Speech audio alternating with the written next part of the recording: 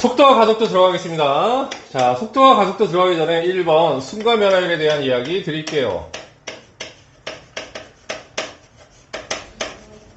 자, 순간 변화율을 하는 것은 뭘 얘기하는 거냐면, 자, 어떠한 두 개의 변수 관계에 있는 것들. 자, 우리가 조금 선생님이 손쉽게 얘기하는 거는 어떤 x하고 y가 있는데 두 개가 서로 어떤 거냐면 함수 관계에 있는 두 변수. 자, 그래서 조금만 세련되게 얘기한다? 어렵게, 이걸 되게 어렵다고 생각하더라고. 자, 요런 x를 독립변수, 얘를 종속변수. 이 값이 변함에 따라서 이게 변하는 그런 함수 관계를 가지고 있다고 하면 독립변수가 밑에, 종속변수가 위가 되는 거야. 자, 이러한 b를 생각하는데 이 b에 대한 극한값이 곧 뭐였냐라고 하면 미분의 정이었어. 알겠어요? 그래서 요거를 어떻게 표시할 수 있냐면 dy, dx 이렇게 표현할 수 있는데 이거는 y를 x에 관해서 미분하세요 이런 뜻이라고. 알겠니? 그래서 순간 변화율이라는 이런 개념들을 적용하여서 이거의 극한값을 구한다는 것은 곧 뭘 얘기하는 거냐면 우리가 알고 있는 미분법을 다 쓸 수 있습니다 라는 뜻이라는 얘기예요. 오케이? 속도와 가속도로 넘어가겠습니다.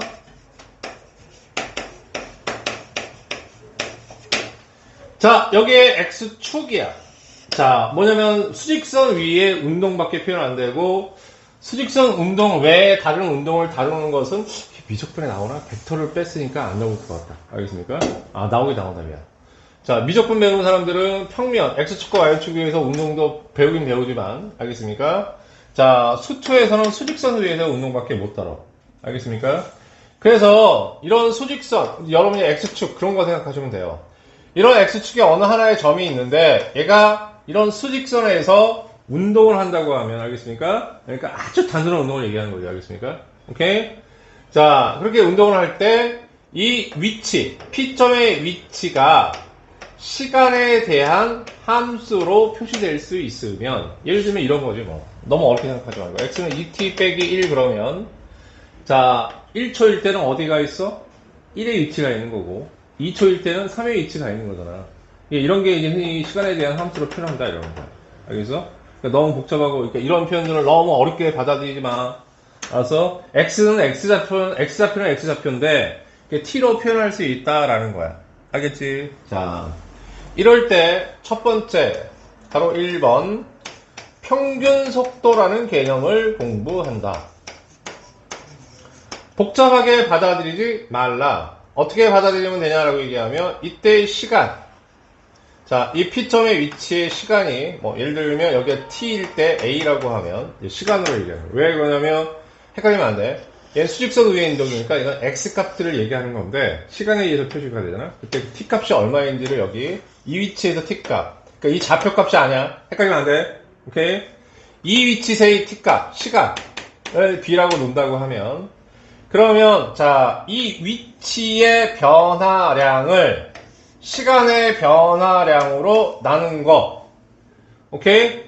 중학교 때 여러분들이 알고 있는 거속시. 알겠습니까? 거리를 속력으로 나누는 거. 시간으로 나누면 속력 이렇게 얘기하잖아. 그 컨셉하고 똑같은데 속도하고 속력은 지금부터 구분해야 되기 때문에 평균 속도라고 얘기하는 거야. 자, 지금부터는 이제 속도, 가속도의 정의가 되게 세련돼지는 거라고.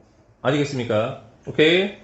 그렇게 될 때, 이 델타 t분의 델타 x라는 것은, 자, 이렇게 되는 거야. 시간이 a서부터 b까지 변했으니까, b-a분의, 이때 a를 대입한 게 fa가 되는 것이고, 이때 뭐가 되는 거야? b를 대입한 게 fb가 되는 거지. 그러니까 이게 위치의 변화량들이 되는 거지. 시간이 변했을 때 위치가 어떻게 변해야 되느냐. 평균 속도는 이렇게 구하시는 건데요. 너무 어렵게 생각하지 말고, 지금 미분 다시 배우는 컨셉하고 비슷하잖아. 이게 뭐야? 평균 변화율.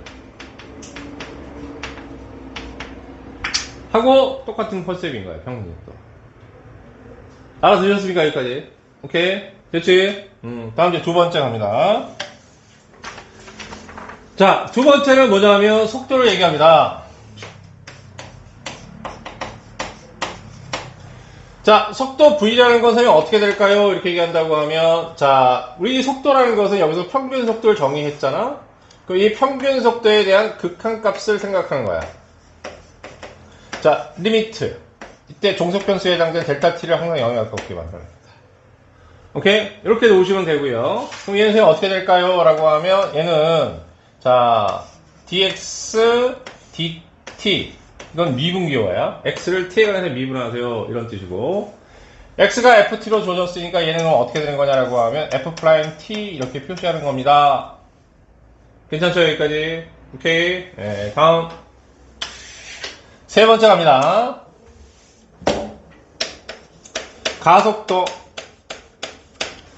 자, 가속도의 정의라는 것은 뭐냐라고 하면, 자, 속도에 대한 이야기를 했는데, 그러면, 자, 속도가 변화하는 변화량이 있으니까요. 델타 V, 여기 있습니까? 예, 그럴 때, 이거를 시간의 변화량으로 나눠준 거. 그리고 나서, 이거의 극한값을 구한 거. 오케이? 이게 곧 뭐가 되는 거냐면, dv, dt. 자, 속도를 시간에 대해서 나눕니다. 이런 얘기야. 그럼 속도가 나왔으면 그걸 또 나눈다는 얘기인 거야. 아니, 나눈다는 게 아니라 또 미분한다는 얘기야. 알겠어요? 네, 미분하세요. 그럼 얘는 뭐냐면, v'(t로 표시가 되는데, vt가 이거였기 때문에 얘는 어떻게 되는 거냐 쉽게 얘기하면, 한 번 더 미분하는 이런 상황이지. 좀 이런 것들을 2개도 미분이라고 해. 2번 미분하는 거. 알겠습니까? 그러니까 2번 미분해서 하는 거야. 자, 선생님이 지금 이거는, 자, 오늘 처음 배우는 학생들도 있으니까 선생님이 속도, 가속도를 아주 깔끔하게 정의 삼아 지금 얘기 드린 겁니다. 알겠습니까? 오케이? 그래서 깔끔하게 알아놓으시고요. 알겠습니까? 그럼 머릿속에 정리할 때는 뭘 정리하는 거냐라고 하면 이렇게 정리하면 됩니다. 자, 지금 중학교 때 하고 다른 거는 뭐냐면 위치하고 거리를 명확하게 구분하고 속도하고 속력도 지금 구분해야 됩니다. 이런 뜻이죠. 그래서 위치야. 거리가 아니고 위치입니다. 위치를 미분하게 되면 그래서 위치라는 건 x야. 자, 얘는 뭐가 되냐면 속도가 됩니다. 그럼 이 속도를 또 다시 미분하게 되면 가속도가 되는 거야. 나중에 적분해서 배우겠지만 거꾸로 적분이 역연산이 되기 때문에 얘를 적분하면 속도가 되는 것이고 얘를 적분하면 위치가 되는 겁니다.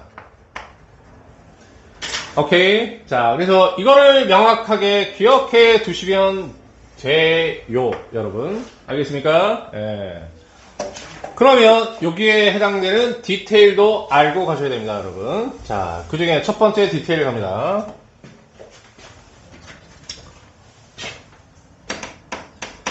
자, 선생님이 여기서 뭐라고 했냐면 거리하고 위치는 구분하셔야 돼요 라는 얘기 해드렸듯이 그 다음에 위치와 거리를 다시 구분하시면 자, 우리는 뭘 알아보는 거냐라고 하면 수직선 위의 운동을 알아보는 거야. 그지? 예, 그래서 여기 수직선이 이렇게 있고요. 여기가 0이야. 그래서 여기가 5가 되고 여기가 10이라고 쳐. 수직선에서 왔다 갔다 하는 거지만 이걸 표현해줘야 되는 거니까 알겠습니까? 사실 여기서 왔다 갔다 하는 거야. 자, 표현해야 되니까, 자, 요걸 이렇게 표현하겠습니다, 선생님이. 자, 여기서 또 출발해서, 자, 요렇게 왔어. 오케이? 그래서 지금 현재 어디 위치에 있냐면, 자, 어쨌든, 요렇게 지금 된 거야. 자, 물어볼게. 1번. 누구? 예원이, 위치가 얼마야? 위치는 5. 알겠어요? 자, 운동 거리는 그래서 위치하고 거리를 지금부터 구분해야 된다는 얘기야. 옛날에는 그냥 거리로 퉁쳤지만 지금은 안 돼. 알겠어요? 거리는 얼마? 15. 그렇지. 55 더해서 15. 위치하고 거리가 어떤 차이가 있는지 알겠어? 오케이. 자, 됐지? 이게 위치와 거리야. 추가 질문 없습니까? 됐죠? 자, 그 다음 이제 뭐냐면 두 번째 구분하셔야 될 건 이거 지워도 되죠? 오케이. 두 번째 구분하셔야 할 거는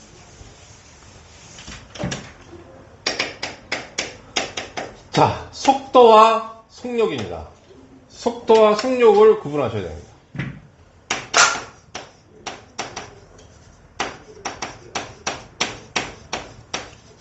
자, 중학교 때는 속도하고 속력이 거의 구분 없이 그냥 막 쓰였는데 지금부터는 어떻게 한다? 구분하셔야 됩니다. 이런 얘기야. 일단 어떻게 구분하셔야 되냐면 속력이라는 것은 속도의 절대값이라는 사실을 꼭 기억하세요. 오케이. 그래서 지금 필기하면서 들어야 돼. 속력은 속도의 절대값. 괜찮습니까? 여기까지? 자, 이것도 조금의 더 디테일이 필요한데 어떤 디테일이 필요하냐라고 하면 자, 일단 속도라는 개념은 자, 크기에다가 방향을 갖게 돼. 자, 기하를 배운 사람은 무슨 얘기인지 금방 알아듣는데, 그지? 예, 나머지 안 배운 사람들은 이제 뭐가 되는 거야? 그러니까 이게 알고 모르고의 차이다. 어떻게 달랑 이과가 한 명밖에 안 앉아 있어? 다 이과들은 왜 안 나타나오는 거예요? 이것들이. 속력은 어떤 것만 있냐면 크기만 있는 거야. 자, 그러면 조금 어렵게 이런 거를 기하를 배운 애들은 뭐라고 배우냐라고 하면 이거를 벡터라고 배우고 이걸 스칼라라고 배우는 거야. 자, 그냥 기하의 용어니까 그냥 신경 쓰지 마십시오. 알겠습니까? 참고로. 예, 그냥 문과 애들은 아예 쓰지도 않아도 돼. 여기서 제일 중요한 말이 뭘까요? 라고 하면, 그럼 속도하고 속력은, 일단 첫 번째 구분은 이건 거야. 속력은 속도의 절대값이라는 것과, 두 번째 알아야 될 건 속도는 방향을 갖는 거야, 방향. 오케이? 그래서, 이렇게 규묘로밖에 없죠. 알겠습니까? 그래서 벡터라는 거에서 가장 중요한 요소가 뭐냐면 방향이라는 요소거든. 알겠어? 수학에서 방향을 다루는 게 벡터야. 근데 여러분들은 안 배워. 기하를 배운 애들만 배우는 거야. 알겠습니까? 예. 너네 안 배운 사람은 되게 대단해 보이지만 배운 사람은 진짜 이거 아무것도 아니거든. 그지? 오케이? 진짜 아무것도 아니고. 자, 그래서 일단 뭐냐라고 하면 속도는 방향을 갖는다는 게 중요한 거야. 방향을. 아시겠습니까? 속도에는 뭐가 있다? 방향이 있다. 오케이? 자. 이제 두 번째 선생님이 디테일 잡았고, 이제 세 번째 디테일로 들어갈게요. 이거 줄게. 벡터 스크라는. 자, 세 번째 디테일은 뭘까요, 선생님? 라고 얘기하면, 여기서 얘기한 이제 방향에 대한 이야기를 좀 하셔야 됩니다. 알겠습니까? 예, 그래서 속도의 방향에 대한 이야기는 어떻게 해야 되냐면, 여기 이제 P점이 하나 있다고 쳐. 오케이? 자, 이거는 X축이야. 수직선 위의 운동이니까. 오케이? 응? 그래서 우리가 이거를 양의 방향으로 세팅하겠다라는 것은, 그럼 양의 방향을 표현하는 것은 뭐냐라고 하면, 속도로 표현해야 돼요. 이런 얘기인 거야. 알겠어요? 오케이? 그래서 내가 이쪽 방향을 양으로 내가 잡았다라고 하면 이때 속도의 부호는 방향은 어떻게 지금 얘기가 됩니까? 방향이 수학적으로 어떻게 얘기되는 거냐라고 하면 양수야 라는 뜻으로 해석된다 이거.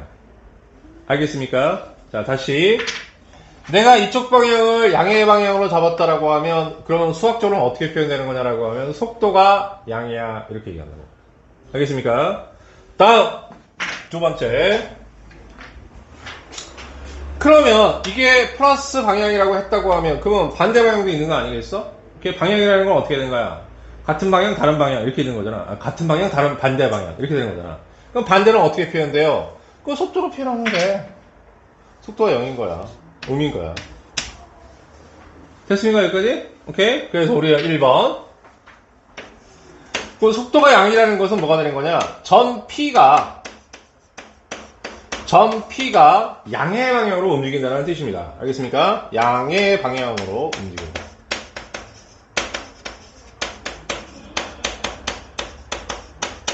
자, 다시 한번. 속도는 뭐가 있다고? 방향이 있다고. 그럼 방향은 뭘로 표현되는 거냐? 속도의 부호로 표현되는 거야. 알겠어요? 예. 다음 두 번째. 속도가 음이라고 얘기하면 전 P가 음의 방향으로 움직이는 걸 얘기한다. 괜찮죠? 어려운 거 없죠? 예. 그러면 속도가 양에 있고 음이 있잖아. 그렇지? 그 양과 음 말고 또 뭐가 있어? 응? 0인 게 있죠. 속도가. 속도가 또 0인 게 있어. 오케이? 세 번째 들어갑니다. 그 속도가 0이라는 얘기는 도대체 무슨 말이냐라고 얘기하는 거야. 자, 얘가 플러스면 양의 방향으로 움직이고 마이너스면 음의 방향으로 움직이는데 그럼 속도가 0이라는 말은 도대체 뭔 얘기냐라고 얘기하면 자, 이런 얘기야. 첫 번째, 속도가 0이면 정지하는 걸 의미하는 거야. 오케이? 정지. 그런데 더 중요한 게 있어. 어떤 게 있을까? 방향을 바꾸는 순간이 있다라는 거야. 알겠어? 뭔 소리 선생님이 얘기하면 이런 소리야.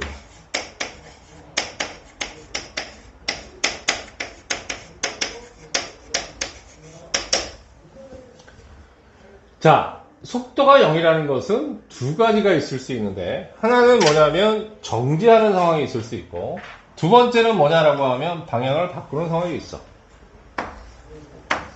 근데 우리한테 중요한 건 뭐냐? 방향을 바꾸는 상황이야. 오케이? 이게 문제를 푸는 데 있어서 어떤 포인트가 되는 바로 그 순간이 되는 거야.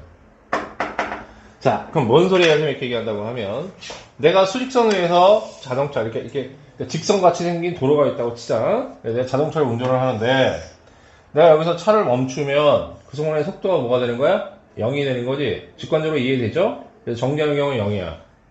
오케이? 그럼 섰다가 다시 갈 수 있는 거 아니겠니? 오케이? 만약에 이해가? 오케이? 그래서 정지하는 경우는 기본적으로 뭐가 되냐면 속도가 0이 되는 거야. 되니?